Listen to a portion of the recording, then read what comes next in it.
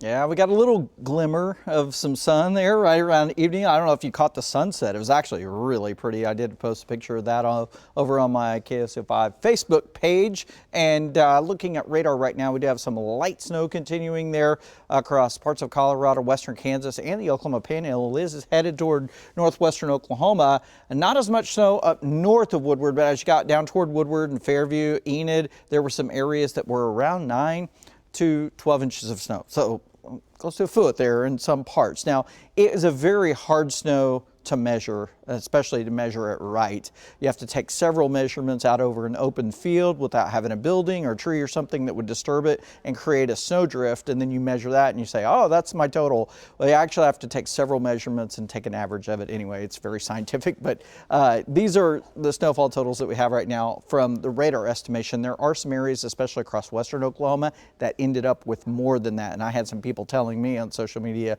that they had more snow also across parts of southwestern Oklahoma. Impressive storm, to say the least. So we'll watch that snow that's coming our way right now. I don't think it's going to add much, if anything, maybe just a little dusting with some light flurry activity as it makes its way down to the southeast into northwestern Oklahoma. There goes the big part of the storm that blew through last night into this morning, and it has brought quite an ice storm to the east and to the southeast.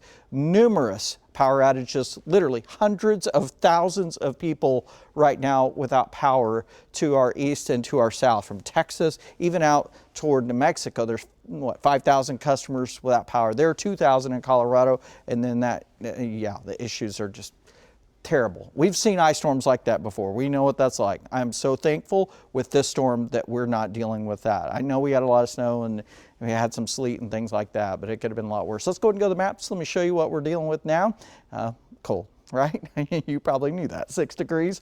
It feels like -8 right now, and it does not take very much wind. Notice the winds are only at 9 miles per hour, but those are dangerous wind chills, and you can get frostbite fairly quickly. So if you are out and about, make sure you do have the gloves on, hats, whatever you can do to cover up your skin. That'll help a lot. And 6 degrees right now down on the southwest side of the metro as well. 8 degrees at McLeod.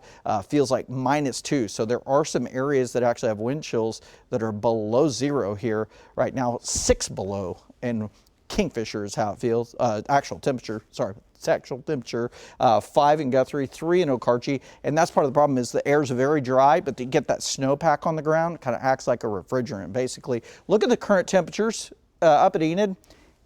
8 degrees below 0, and expect this to continue for the next several nights where we have really cold temperatures. Going to be like that while we have this snowpack. So 22 degrees below 0. Man, that is dangerous wind chills, and you go down to 15 or 22 below. So lows tonight down in the single digits almost for everybody. In some areas again probably below 0. Then tomorrow we're only back up into the mid-20s. Could see some light flurry activity from that little wave that's moving from Colorado down into northwestern Oklahoma. Highs tomorrow back in the 20s, and you can see highs on Tuesday now. We're getting there with low 30s and some 40s out west. So we'll do a lot of melting, I think, on Tuesday, but we'll still need to watch the mornings for refreeze and some black ice.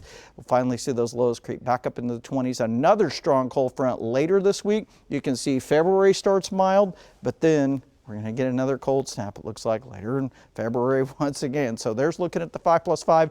No alert days, no impact days. We'll just kind of watch that flurry activity in the morning. It should be out of here pretty quick, but a very cold looking 5+5. You're up to date with it. Back to you.